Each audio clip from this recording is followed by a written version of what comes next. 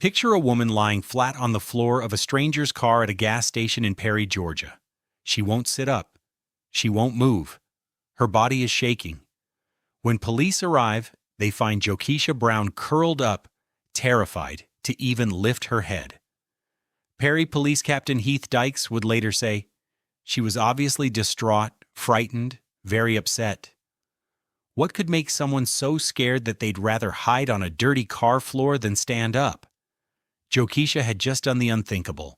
She jumped from a moving vehicle to escape the man who had kidnapped and raped her. She risked her life to get away from him.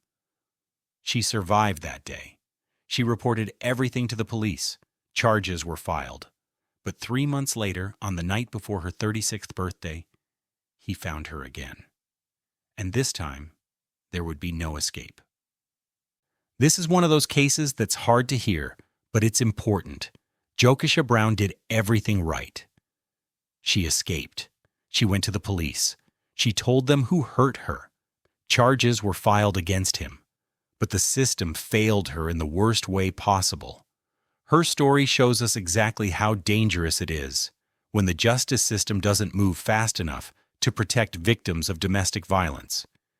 If you've ever wondered how the system can fail victims of domestic violence, drop a comment below with your thoughts. And if you're new here, subscribe. We cover cases that demand justice and accountability. Now let me tell you who Jokisha Brown really was. Jokisha Brown was a 35-year-old model and aspiring actress living in Duluth, Georgia, just outside Atlanta. She was known in Atlanta's social scene, a woman with big dreams and the drive to make them happen. But more than anything, Jokisha was a devoted mother to her 17-year-old son, Jack Collier. Everything she did was for him and their future together. Jokisha was also a woman of deep faith. She posted on Facebook regularly, sharing her thoughts, her prayers, and her gratitude to God. Her post showed someone who was trying to stay positive even when life got hard. And life had been incredibly hard for Jokisha in 2016. Just 4 months before her death, on March 2, 2016, her 28-year-old brother, Marlon Lewis Bryce, was shot and killed in a nightclub parking lot in Jacksonville, Florida. The shooting happened around 1:20 in the morning after a fight broke out inside the club. Marlon died at the scene, leaving behind 2 young children, ages 4 and 5. Jokisha was devastated. I just still can't believe somebody took my brother away from the family. I want to thank everybody for helping us. I just still can't believe somebody did that. Can't believe it. Her family didn't have life insurance, and they couldn't afford a proper funeral. So Jokisha created a GoFundMe campaign to raise money for her brother's burial. The campaign raised $15,800, showing how much the community cared, but also how much the family was struggling financially. Losing Marlon broke Jokisha's heart, but she kept going. She kept working. She kept being a mom. She kept praying.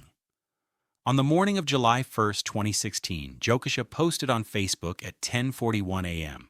She thanked God for showing up in her life.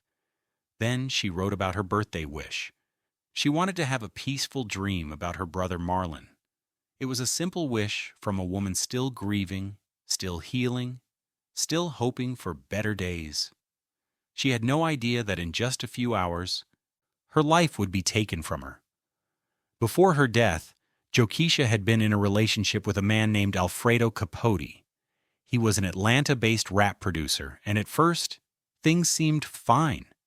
But like many abusive relationships, it didn't stay that way. When Jokisha finally ended the relationship, her friends noticed something troubling. She was scared, really scared. Jordan Jackson, one of Jokisha's close friends, later told reporters, "She went through a very, very hard time with this breakup. She steadily voiced it. She feared for her life that something might happen to her." Think about that for a moment. Jokisha wasn't just sad about a breakup. She was afraid she might die because of it. Her friends saw the fear in her eyes. They heard it in her voice. Jokisha knew Alfredo Capote was dangerous, and she was trying to get as far away from him as possible. But breaking free from an abusive partner is never easy, and Alfredo wasn't the type of man to just let her go. What made things even worse was that Alfredo Capote already had a criminal history. He was wanted for a bail violation connected to a federal fraud case. This wasn't a man who respected the law or cared about consequences. Jokisha tried to move on with her life. She focused on her son. She focused on her career. She focused on healing from the loss of her brother. She was doing everything she could to rebuild and protect herself. But Alfredo wasn't done with her. In his mind, Jokisha belonged to him. And if he couldn't have her, he would make sure she suffered. What Jokisha didn't know, what she couldn't have known, was just how far Alfredo Capote was willing to go to maintain control over her. The violence that was coming would be so extreme, so brutal, that even experienced police officers would be shocked. And it would all begin on a quiet night in April 2016, when Alfredo showed up at Jokisha's home with a gun and a plan. On the night of April 7th, 2016, Jokisha and her 17-year-old son, Jack, were asleep in their Duluth home. It was late. The house was quiet. Then, 2 armed men broke in. One of them was Alfredo Capote. The other was an accomplice he had brought with him. Both were carrying guns. They claimed they were there to get money back, money that Alfredo said he had given to Jokisha. But this was all a lie. The entire home invasion was staged by Alfredo himself. It was just an excuse to get inside the house and take control. Upstairs, Jack Collier was asleep in his bed when he suddenly woke up to the worst thing imaginable. In his own words, "I woke up with one of them holding a gun to my face." The man tied Jack to his bed. Then he pressed the gun into Jack's back and started demanding answers. "I kept telling him I don't know where the money is," Jack later told police. "He constantly kept putting the gun into my back." The man threatened Jack. He told him that if the police showed up, they would kill his mother. Jack was terrified, helpless, tied up, and unable to protect her.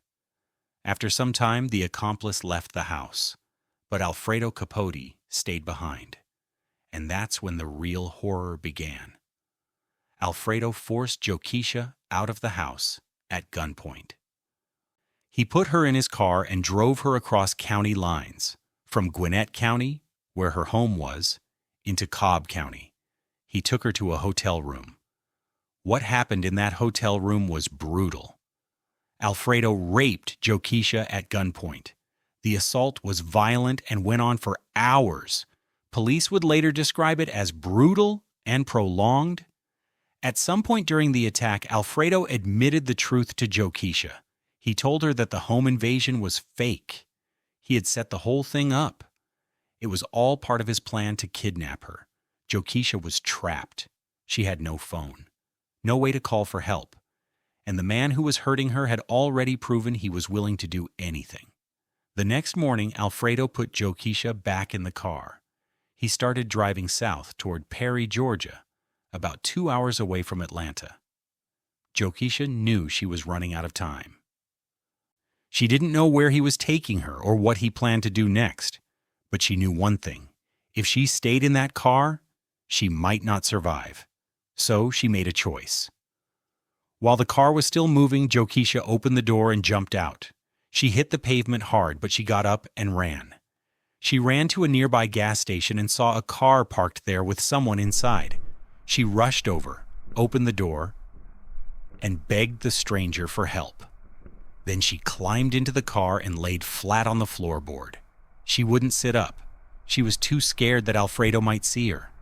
When police arrived, they found her there, shaking, crying, barely able to speak. Perry Police Captain Heath Dykes described the scene. She was laying in the floorboard of this stranger's car and would not raise up. She was obviously distraught, frightened, very upset, and started telling us what happened and who the guy was. Jokisha told the police everything. She gave them Alfredo Capote's name. She described what he had done to her and to her son. Warrants were immediately issued for his arrest. I know that was hard to hear. It's hard to even talk about. But these are the realities that survivors of domestic violence face every single day. I want to hear from you. What would you do if you were in Jokisha's position? How can we better protect survivors? Leave your thoughts in the comments. And if you're finding value in this deep dive, hit that like button. It helps us bring more attention to cases like this. Now, you'd think that after everything Jokisha went through, after she reported it all to the police, she'd finally be safe. But that's not what happened. After Jokisha escaped and reported everything to the police, warrants were issued for Alfredo Capote's arrest. The charges were serious: rape, kidnapping, armed robbery, aggravated sexual assault, false imprisonment. On top of that, he was already wanted for a bail violation in a federal fraud case. This man had multiple warrants out for his arrest. He was dangerous. He had proven he was willing to hurt people. And the police knew exactly who he was and what he had done. But here's the part that's hard to believe. Alfredo Capote remained free. For 3 entire months, he was out there somewhere, and the police had no idea where he was. Think about that. A man who kidnapped and raped a woman, who tied up her teenage son at gunpoint, who committed crimes across multiple counties, and he just disappeared. Meanwhile, Jokisha was trying to rebuild her life. But how could she? She knew Alfredo was still out there. She knew he was angry. She knew he blamed her for the charges against him. Her friends and family were terrified for her. They could see the fear in her eyes every day. Jokisha tried to stay strong, but the constant worry was wearing her down. She had done everything right. She escaped. She reported him. She cooperated with the police. She gave them his name, his description, everything they needed. But the system failed her? How does someone wanted for kidnapping, rape, and armed robbery just vanish for 3 months?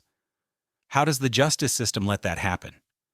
These are the questions Jokisha's family and friends were asking, and they're the same questions we should all be asking. Because while the police were searching for Alfredo Capote, he was searching for Jokisha. And on July 1st, 2016, he found her.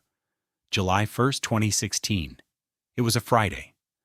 The next day, Jokisha would turn 36 years old. That morning at 10:41 a.m., she posted on Facebook. She thanked God for showing up in her life. Then she wrote about her birthday wish. She wanted to have a peaceful dream about her brother Marlon, who had been murdered just 4 months earlier. It was a simple, heartfelt post from a woman who was still grieving, but trying to stay hopeful. That evening, Jokisha drove to a strip mall on Cheshire Bridge Road in northeast Atlanta. She was going to get her makeup done at a salon she went to regularly. It was a place she felt comfortable, a place she had been to many times before. Someone knew that. When police later reviewed security footage from the area, they discovered something chilling. Someone had been at that same location the night before, on June 30th. And that same person came back on July 1st, the day Jokisha was there. This wasn't a random attack. This wasn't a robbery gone wrong. This was planned. This was stalking. This was hunting. Whoever killed Jokisha had been watching her. They knew where she went. They knew her routine. And they waited for the right moment. Shortly after 10 p.m., Jokisha was sitting in her black Mercedes SUV in the parking lot. Maybe she was waiting for her appointment. Maybe she was on her phone. Maybe she was just taking a moment to breathe. Then a gunman approached her vehicle. He walked up to the passenger side window and fired multiple shots at point-blank range. The bullets tore through the glass and hit Jokisha multiple times. Witnesses saw a man running away from the scene. Jokisha died right there in her car. She never made it to her 36th birthday. When Atlanta police arrived, they immediately knew this was no ordinary shooting. Atlanta Police Major Adam Lee called it a very vicious murder. He said it looked like a hit. Whoever did this meant to kill her, Lee told reporters. Captain Ben McGee and his team started interviewing witnesses and collecting evidence. Shell casings, surveillance video, anything that could help them find the killer. But publicly, the police didn't name a suspect right away. Behind the scenes, though, they had a pretty good idea who was responsible. So did Jokisha's mother. So did her friends. Everyone who knew Jokisha knew exactly who had done this. It was Alfredo Capote, the man who had kidnapped her, raped her, terrorized her son. The man who had been on the run for 3 months while Jokisha lived in fear. He had finally caught up to her, and this time, there was no escape. Right after Jokisha's murder, her mother spoke to investigators. She told them exactly who she believed was responsible, Alfredo Capote. Her friends said the same thing. Everyone who knew Jokisha knew who had killed her. There was no doubt in their minds. Shortly after, the U.S. Marshals officially named Alfredo Capote as a person of interest in Jokisha's death. But naming him didn't mean they could find him. Once again, Alfredo Capote was on the run. Months went by. Jokisha's family waited for justice. They waited for answers. They waited for an arrest. Finally, in 2017, almost a year after Jokisha's murder, Alfredo Capote was arrested in Caddo Parish, Louisiana. Police had connected him to a counterfeit check operation. That's what finally led to his capture. He was extradited back to Georgia, and in 2017, a grand jury indicted him on multiple charges related to the April 2016 attack on Jokisha: kidnapping, rape, armed robbery, aggravated sexual battery, and false imprisonment. Finally, it seemed like justice was moving forward, but then the delays began. 6 years passed. 6 years. In 2021, Capote's lawyers filed a motion to dismiss the case. They claimed that Capote had requested a trial in July 2021 and that under the Interstate Agreement on Detainers, he should have been tried by January 2022. Jokisha's family had to sit through this. They had to watch as the man they believed killed their daughter tried to get his charges thrown out on a technicality. In 2022, Superior Court Judge Tracy Mason denied the motion. She ruled that there wasn't enough evidence to prove Capote had properly followed the legal requirements for his request. The case would move forward. But here's the most frustrating part of all. As of today, Alfredo Capote has never been formally charged with Jokisha Brown's murder.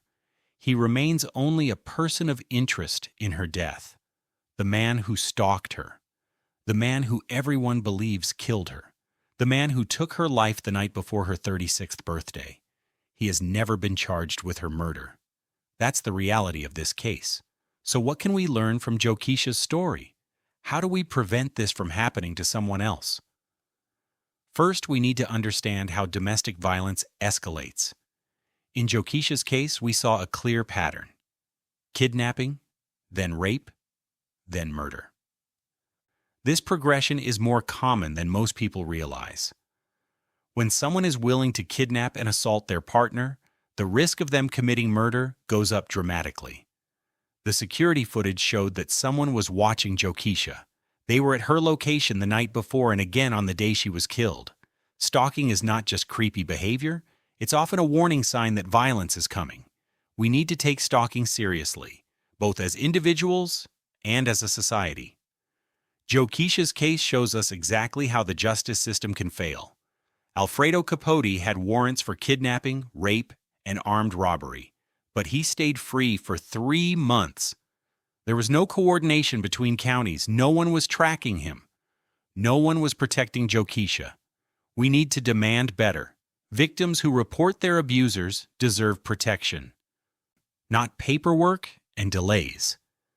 Jokisha told her friends she feared for her life. They believed her. But belief isn't enough. We need action.